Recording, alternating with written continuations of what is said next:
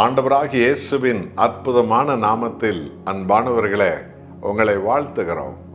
மாதத்தின் முதல் நாளான இன்று தேவன் தானே கடந்த காலத்தின் எல்லா தடைகளை அவர் நீக்கி உங்கள் வாழ்க்கையில நீங்கள் இழந்து போன சகல ஆசீர்வாதத்தையும் இரட்டிப்பாய் உங்களுக்கு கொடுத்து இயேசுவின் நாமத்தினால் இந்த நாளில தேவன் உங்களை ஆசீர்வதித்து, உங்கள் குடும்பத்தை ஆசீர்வதித்து, உங்கள் உடல் சுகத்தை ஆசீர்வதித்து, நீங்கள் கையிட்டு செய்யும் காரியங்களை ஆசீர்வதித்து, சபைகளை பெருகபடி ஆசீர்வதித்து, ஊழியங்கள் பெரிதாய் வளரும்படி ஆசீர்வதித்து கர்த்தர் மகிமை அடைவாராக.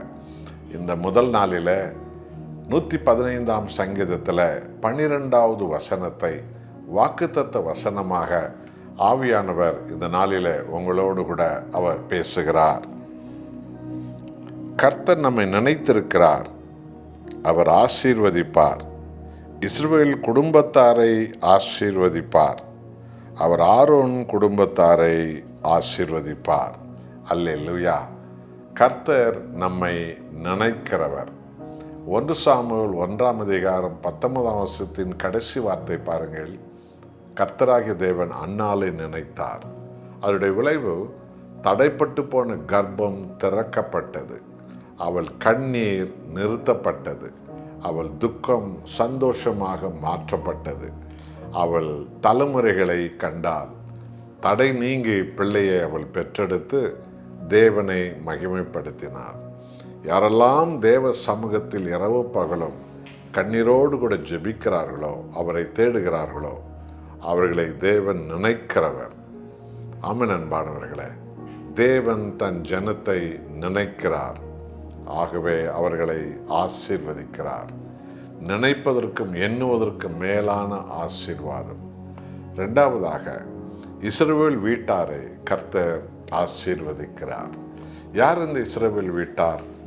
ஆண்டவராக இயேசுவை இரட்சகராக மீட்பராக ஏற்றுக்கொண்ட உலகம் முழுவதும் இருக்கிற எண்ணிக்கை கடங்காத பல கோடியான விசுவாச கிறிஸ்தவ ஜனங்கள் தான் ஆவிக்குரிய இஸ்ரவேல் வீடார்.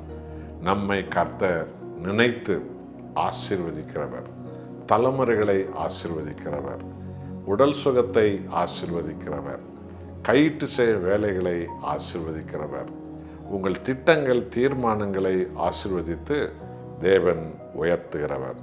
3வதாக, ஆரோன் குடும்பத்தாரை கர்த்தர் ஆசீர்வதிக்கிறாராம். யார் ஆரோன் குடும்பத்தினர்? ஆண்டவராக இயேசுவுக்கு ஊழியம் செய்கிறவர்கள், போதகமார்கள், பிரசங்கிமார்கள், மிஸ்டேரிமார்கள், ஊழியக்காரர்கள், ஊழியக்காரிகள். ஏதாவது ஒரு விதத்திலும் கூட ஒரு ஆத்துமாவை ஆதாயம் பண்ண நீங்கள் செய்யும் ஒரு பிரயாசம், ஒரு வீடு சந்திப்பு, ஒரு நோயாளிக்காக ஜெபிப்பது, பிசாசு பிடித்தவர்களுக்காக ஜெபிப்பது, ஒரு கட்டுக்கள் முறிய ஜெபிப்பது, வழி தப்பி போனவர்களுக்கு ஆண்டவர் இயேசுவின் நாமத்தை சொல்லி அவர்களை கிறிஸ்துவின் வழியிலே கொண்டு வருவது. ஆரோன் வீட்டார், ஊழியம் சந்ததிகள் எல்லாரையும் தேவன் ஆசீர்வதிக்கிறார். எத்தனை மகிமை உள்ள ஒரு ஆசீர்வாதம்! ஒன்று, இரவு பகல் கர்த்தரை இயேசுவை தேடுகிறவர்களை அளவில்லாமல் ஆசீர்வதிக்கிறார், தடைகளெல்லாம் நீக்குகிறார். 2வது, ரட்சிக்கப்பட்ட கிறிஸ்துவ சந்ததிகளை ஆண்டவர் ஆசீர்வதிக்கிறார்.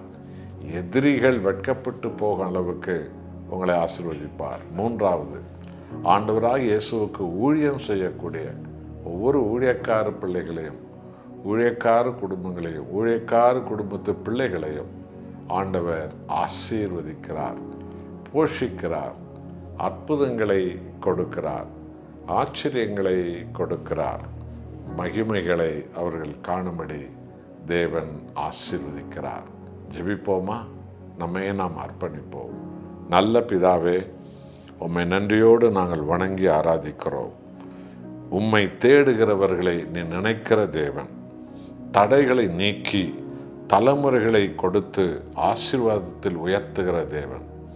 என்னோடு ஜெபிக்கிற உமது பிள்ளைகளுடைய கடந்த கால தடைகள்லாம் நீக்கி இரட்டிப்பான ஆசீர்வாதத்தால் உம்மை இரவு பகலுமாய் தேடுகிறவர்களை ஆசீர்வதியும். இஸ்ரவேல் வீட்டார் ரட்சிக்கப்பட்ட கிறிஸ்துவ சந்ததியை ஆசீர்வதித்து உயர்த்துகிற தேவன். எதிரிகள் நினைப்பது போலல்ல, நீ நினைப்பது போலவே எங்களை ஆசீர்வதிக்கிறீர். ஊழியக்காரர்கள் ஆரோன் வீட்டாரை நீர் ஆசீர்வதிக்கிற தேவன். உமக்கு ஒரு சிறு ஊழியம் செய்தாலும் அவர்கள் பரலோக ஆசீர்வாதத்தினால் நிரப்பப்படுகிறார்கள். அப்படியே செய்கிறதற்காக ஸ்தோத்திரம். இயேசுவின் நாமத்தில் பிதாவே, ஆமென்.